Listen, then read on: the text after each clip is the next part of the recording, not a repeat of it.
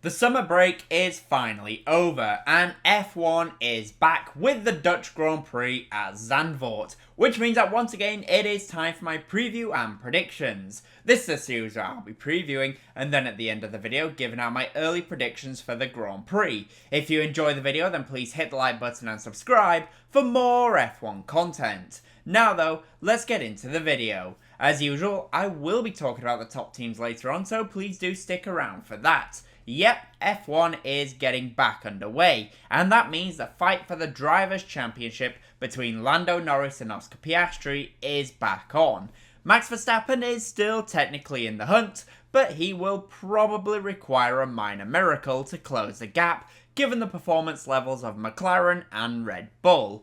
But speaking of Max, F1 is heading to his home race at the Dutch Grand Prix at Zandvoort, and as ever the Orange Army will probably be out in force around this little circuit by the beach. Just not the Papaya Army that McLaren are probably hoping for. And for the Zandvoort circuit, it is a very interesting challenge for the drivers and the teams.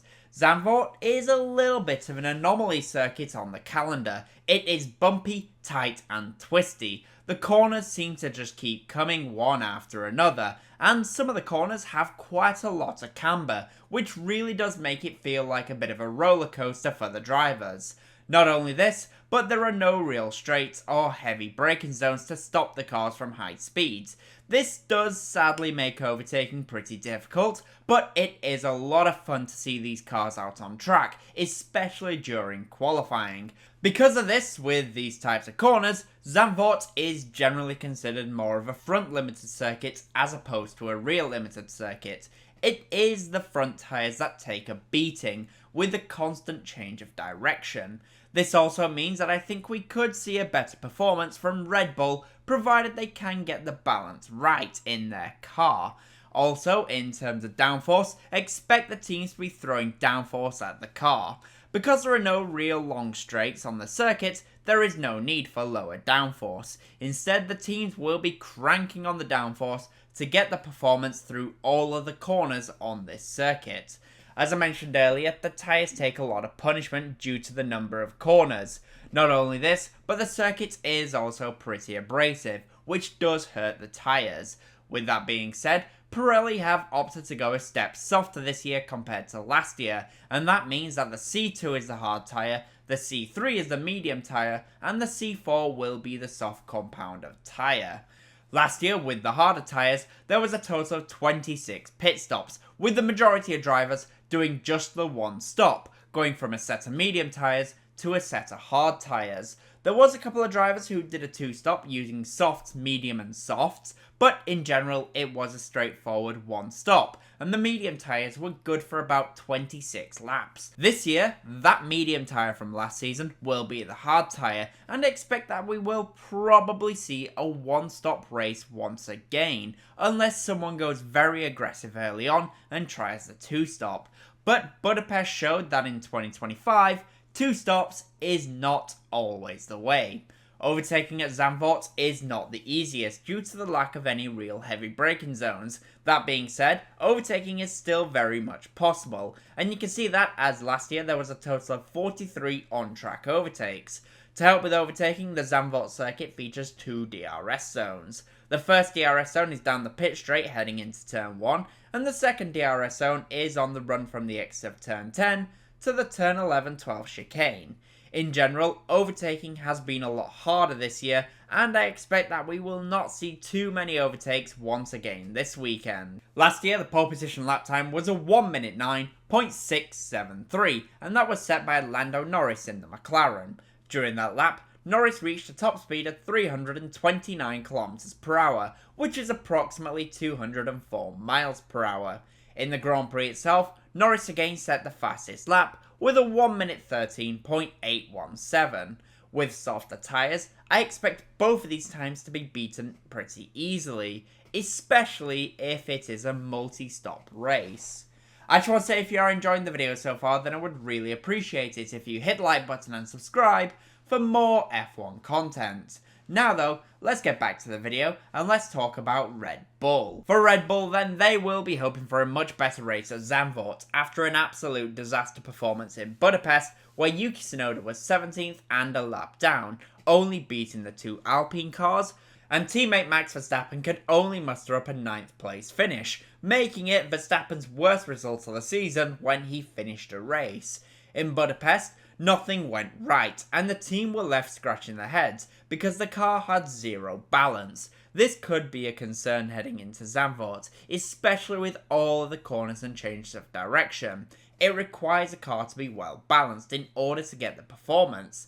However, it is also a front limited circuit, and typically Red Bull do perform better, at least with Max when it is front limited, because Max can lean on the car, especially through some of those bank corners. Remember, Max has been very strong at other front limited circuits so far. Think of Suzuka where he won, and Silverstone where he got pole position and could have won if it was dry, and also Spa if he didn't get stuck behind Charles Leclerc when he was at his strongest. Now, I don't think Max will be as strong as the mighty McLaren cars, as I think they are just simply too strong now, especially in race trim.